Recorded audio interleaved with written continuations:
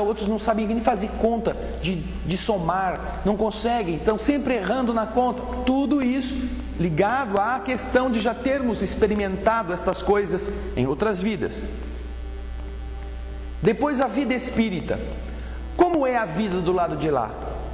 Os espíritos que estão vivendo essas experiências terão relações entre eles, relações de amizade, relações sociais entre os próprios espíritos.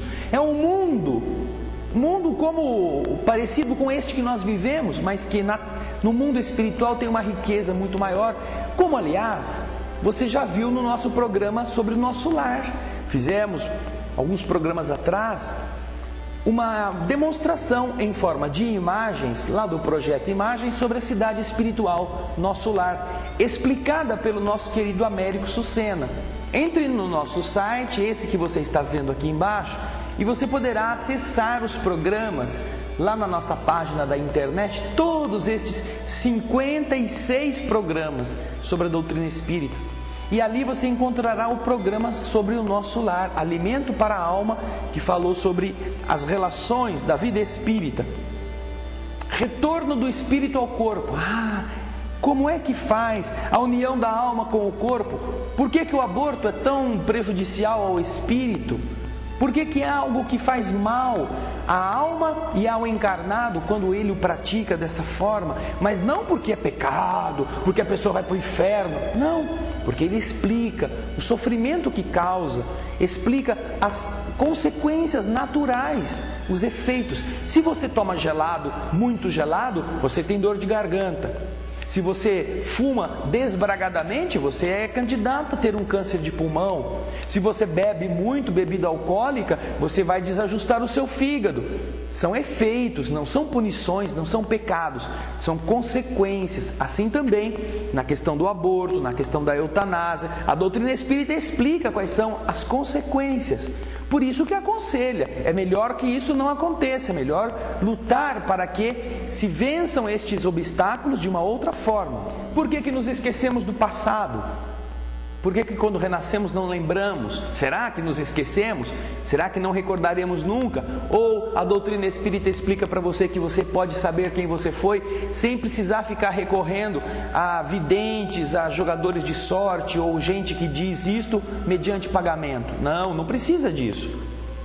Quando a gente dorme, e aí vem a outra parte, a emancipação da alma, quando ela sai do corpo, você pode ter contato com os espíritos amigos, pode encontrar pessoas vivas também durante o seu repouso.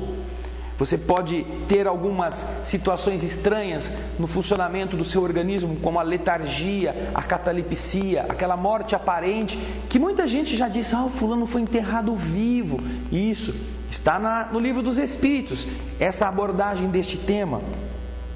O êxtase, a segunda vista, veja só quanta coisa. Depois, ainda no livro 2, nós temos a intervenção dos espíritos no mundo corporal. Puxa, os espíritos podem nos ajudar, podem interferir em nossos caminhos? Tantas coisas os espíritos podem, desde que a gente deixe este processo de afinização, de sintonia, de sensibilidade. O livro dos Espíritos aborda, explicando isso, a influência oculta dos espíritos sobre os nossos pensamentos, os convulsionários, a afeição dos espíritos por certas pessoas, anjos da guarda, espíritos protetores, espíritos familiares, espíritos simpáticos. Os espíritos durante os combates, o que acontece em uma guerra, como os espíritos se relacionam com aqueles seus irmãos que estão combatendo, que o estão atacando ou que morreram ali. Bem, você já viu quanta coisa. No livro 2 existe muita informação sobre esta relação entre os dois lados da vida. Agora o livro 3, se o livro 2 aqui, a segunda parte já era bom, a terceira parte então, ela é estupenda, porque na terceira parte você tem as leis morais.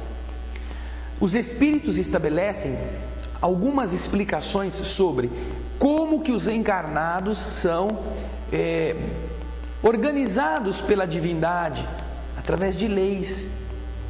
Nós temos leis de trânsito, leis penais, leis civis, leis tributárias. Nós obedecemos estas leis porque tem que valer para todos.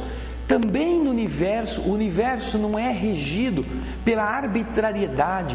Eu gosto mais desse, eu gosto dos que estão de verde. Eu adoro quem está de verde, por isso que eu venho de verde. Imagina Deus falando isso, eu só gosto dos que estão de verde. Eu estou feliz, mas você que está em casa e não está de verde, está condenado. Não, a lei do universo é uma lei que vale para todo mundo. E o livro 3º fala das diversas leis.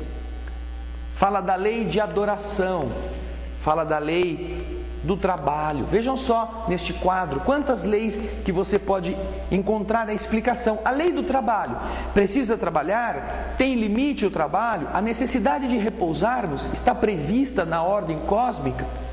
Depois vem a lei de reprodução. Poxa vida, olha, o povo sempre vai crescer, vai se multiplicar. De onde sai tanta gente? A população do globo, a sucessão e o aperfeiçoamento das raças, o casamento, o celibato, a poligamia, são assuntos que a lei de reprodução do Livro dos Espíritos aborda.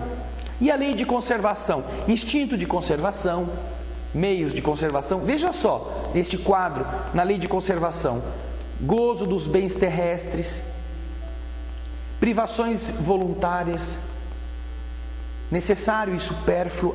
Esse necessário e supérfluo, quanto nos ensina. Aí vem a destruição. Caiu o avião da TAM, deu um terremoto em tal lugar, o vulcão entrou em erupção, acabou com um vilarejo, matou 50 mil pessoas. Por que é preciso a destruição? Deus não está protegendo essas pessoas? Existem flagelos destruidores. Por que as guerras, os homicídios, a crueldade, o duelo, a pena de morte? A doutrina espírita aborda isso desde 1857, veja só. A lei de sociedade é a lei seguinte: as necessidades de vivermos em coletividade, os votos de isolamento, os laços de família. E o progresso, lei de progresso, que fala que ninguém ficará parado para sempre, que ninguém está condenado ou pode condenar-se a não evoluir, todos teremos que ir para diante. A marcha do progresso, a civilização, os povos degenerados. Lei de igualdade, lei de liberdade, a liberdade de pensar, a escravidão, a liberdade de consciência, o livre-arbítrio, a fatalidade. Veja só neste quadro quantos assuntos dentro desta lei de liberdade. E o final do capítulo 3º, ou do livro 3º, nós temos a lei de justiça, de amor e de caridade e a perfeição moral. Este livro 3º é estupendo, porque nos explica o porquê estarmos submetidos a todo este conjunto de forças que nos impulsionam para frente e que explicam que todos nós estamos sendo guiados por mãos sábias para um destino melhor do que aquele que estávamos antes. Termina o livro 3º, começa o livro 4º, Esperanças e Consolações. Olha que título mais belo. Penas e gozos terrestres, penas e gozos futuros. Puxa vida.